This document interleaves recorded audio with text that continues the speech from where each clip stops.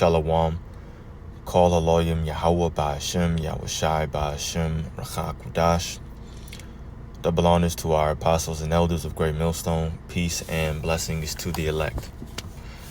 As you can see from the title, I just wanted to make a video concerning focusing on your weaknesses, identifying what your weaknesses are, of course, being real with yourself, and working on them. And nothing is wrong with that. Obviously, you want to focus on your strengths at times and build upon your strengths, build upon what you're good at. But every now and then, nothing is wrong with, and you do want to just identify your weaknesses, because sometimes they could be holding you back in areas of your life that you didn't even recognize if you did not sit down, take a deep breath, and just examine yourself. This is all important because you don't want any kind of impurities, as we're going to get into. You don't want any kind of impurities holding you back in the time of Jacob's trouble. You want the fruits of the Spirit to be flourishing, and you don't want anything in your mind keeping you from having faith and walking fully in Yahweh Ba'ashem Yahushai and believing on him in the time of Jacob's trouble. So right now is a time to look at any weaknesses that you have and focus on it, work on it, pray and fast, and do whatever you have to do. So we're going to start here in 2 Corinthians 13, verse 5. Examine yourselves whether ye be in the faith. And that's what you have to do. That's what we have to do, I myself as well, each and every single day. Prove your own selves. Know ye not your own selves, how that Yahushai is in you, except ye be reprobates? So if we believe that Yahweh Ba'ashem Yahushai is in us, working in us and through us, then that means that we should do our best to be holy as he is holy. Now, what that means is we have to focus on, sometimes, we have to focus on our weaknesses, because those weaknesses are impurities. It's things that stop us from being holy. They're characteristics that stop us from walking in the Spirit. And those things could hold us back in a negative way in the time of Jacob's trouble, right? Like the scriptures talk about, it says, remember Lot's wife. Now, if you know this story, Lot's wife literally turned back. She looked back, and in her mind, of course, she was thinking about something or someone, how she missed Sodom and Gomorrah, because there was an impurity inside of her. There was a weakness inside of her mind that made her look back. And that could, or I'll word it like this, you don't want that to be you. I don't want that to be me in the time of Jacob's trouble. Because of that weakness, you end up looking back and you're thinking about, oh man, I missed X, Y, and Z, or I wasn't able to do A, B, C. I was never able to accomplish this, accomplish that, do this, do that, talk to this person, go here. But it's something inside of you that is holding on to it, and you got to identify whatever that may be. So let me jump over here and read this. Proverbs 25, verse 4 at the top. It says, take away the dross from the silver, and there shall come forth a vessel for the finer. So first, let's identify what dross is. Let me do this. Codes and judo, my fault. I was looking at some stuff.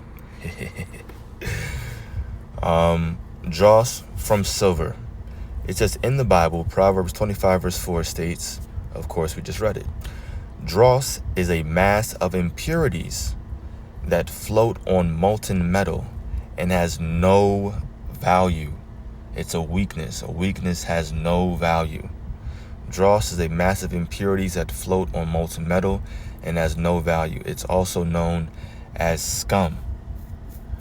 So no matter, that's a wolf. It's a small wolf floating around the neighborhood. But yeah, like I was going into, this dross, it's basically impurities that sit on top of metal and it has no kind of value. Those weaknesses that we hold inside of us, they have no kind of value. And what you have to do is identify it. Maybe you know that you're an individual where you blow up quickly. You get angry pretty quickly. pretty fast, and in situations you've noticed that you need to try to use temperance a little bit better. Maybe that's something that you're fighting and it's really hard. That's a weakness. Ain't nothing wrong with it, because we're all in the flesh. We all have weaknesses. We're in these chains of darkness. It's cool, but you don't want to travel with that and carry that weakness too much along with you in the time of Jacob's trouble. Now you're in a situation, someone says something, you get pissed off, and you're thinking about just going in fighting, but that may not be the smartest thing to do in that situation. Even though it is Jacob's trouble, sure, it's a lawless society, but that may not be the wisest thing. Maybe, a bus is coming around and you got to get up out of there because they talking about chipping people. Meanwhile, you in a fight because someone looked at you wrong. Nah, you got to use temperance. And we're not going to be perfect. We're not going to get things super perfect on this side, but the point is just to work on it. And that's just one example, right? You got to think about whatever that impurity is that's following you, that's on to you. You got to pray and ask the Lord to get that up off you. Just like we read right here. Take away the dross from the silver. You should want to come and be silver, pure silver, fine gold, refined. And the Lord has to take away that dross. You can't do it on your own. I can't do it on my own. We need a Savior. But the more and more that we read these scriptures and we do our best to apply it, then we become more and more refined. And we were talking about this last Saturday at camp. I'm going to read this. Isaiah chapter 1. I'm going to start at verse 21. As you can see, the subtitle says Zion corrupted to be redeemed.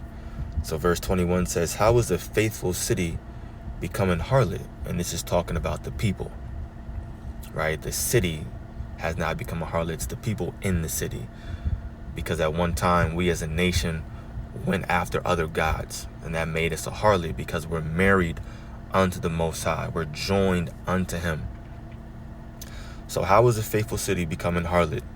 It was full of judgment. Righteousness lodged in it, but now murderers. Thy silver is become dross, thy wine mixed with water. Why? Because we went after other gods. We disobeyed the laws, statutes, and commandments that the Heavenly Father made with us. And that made us evil, it made us corrupt, it made us impure. Thy princes, verse 23, are rebellious, and companions of thieves. Everyone loveth gifts, and followeth after rewards.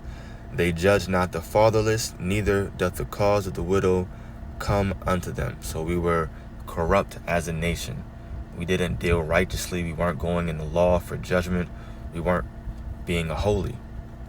Therefore, saith the Lord of hosts, the mighty one of Israel, I will ease me of mine adversaries, and avenge me of mine enemies, and I will turn my hand upon thee, and purely purge away thy dross, and take away all thy sin.